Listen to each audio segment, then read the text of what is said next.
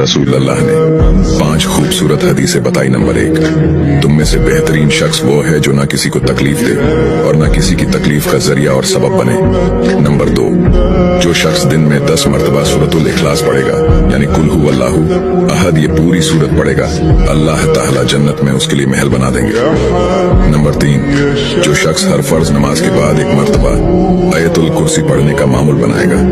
तो उसके और जन्नत के दरमियान सिर्फ मौत का फासला होगा, यानी वो शख्स मरते ही सीधा जन्नत में जाएगा।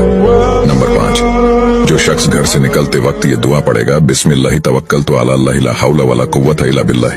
तो अल्लाह ताला शैतान के शर से उसकी हिफाजत फरमा देता है और जिस काम को वो निकला अल्लाह ताला उसमें आसानी पैदा फरमा देता है। नंबर 5, रसूल अल्लाह ने फरमाया, वो शख्स हरा भरा रहे, हंसता खेलता रहे, जो शख्स मेरी हदीस सुने उसको महफूज रखे और